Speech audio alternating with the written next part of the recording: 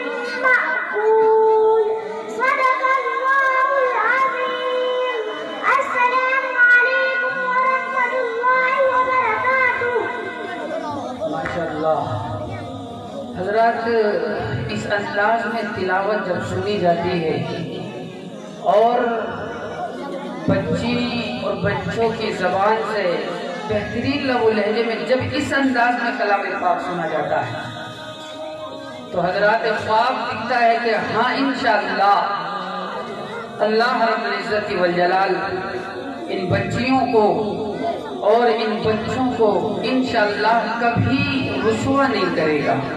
وہ حضرات کسی نے کہا ہے نا کہ یہ میں نہیں یہ میرا ایمان بولتا ہے، یہ میں نہیں یہ میرا ایمان بولتا ہے، نور محمدی میں قرآن بولتا ہے، اور میرے حسین جیسا صابر کوئی تو لاؤ، میرے حسین جیسا صابر کوئی تو لاؤ، رو رو کر یہ کربلا کا میدان بولتا ہے۔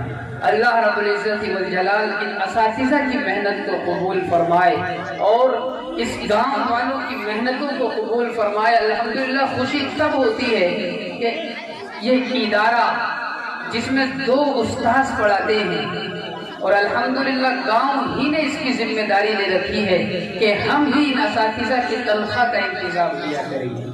اللہ رب العزت والجلال مزید حوصلہ ہم سب کو دے اور اتنا حوصلہ دے کہ یہ مدرسہ انشاءاللہ اور آگے پہنچے اور بچے پڑھیں، پھر انشاءاللہ ماحول بہت اچھا، بہت خوشگوار، بہت خوبصورت نظر آئے گا۔ آئیے میں گزارش کر لوں عزیزہ مہل بنت جناب ابو الحسن صاحب بیٹے تشریف لائیے اور اسلام کی بنیادوں کو پیش کریں کہ اگر وہ چیزیں نہ ہوں تو اسلام اسلام ہی نہیں ہے۔ مہر السلام علیکم ورحمۃ اللہ وبرکاتہ۔ اسلام کی بنیاد 5 چیزوں پر ہے۔ نمبر 1 اول کلمہ کو دل سے ماننا اور زبان سے اقرار کرنا۔ نمبر 2 نماز پڑھنا۔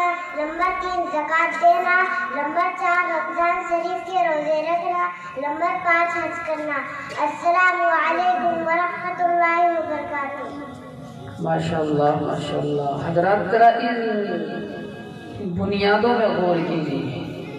آقا نے فرمایا کہ یہ اسلام کی بنیادیں ہیں، بنیادیں ہیں۔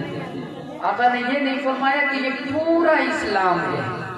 اب ظاہر سی بات ہے ہم جہاں بستے ہیں اس دنیا کے اندر تو جب اپنے گھر کو تعمیر کرنے کا ارادہ اور عزم کرتے ہیں تو ایسا تو نہیں ہے کہ ہم صرف گھر کی بنیادیں کھڑی کر دیں اور اس کے اندر رہنے لگے۔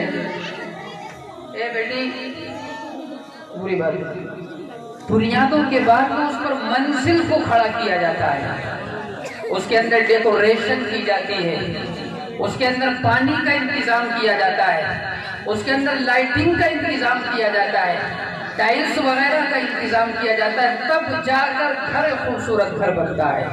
تو پتہ یہ چلا حضرات صرف کلمہ پڑھ لینا اور مسجد کے اندر جا کر 5 وقت کی نماز پڑھ لینا اور جب اللہ مال دے دے تو حج کر لینا، زکوٰۃ دے دینا، اور جب اللہ زندگی کے اندر رمضان المبارک کا مہینہ میسر فرماتے روزے رکھ لینا، پتہ یہ چلا کہ یہ پورا اسلام نہیں ہے، یہ تو صرف بنیادیں ہیں، بنیادیں۔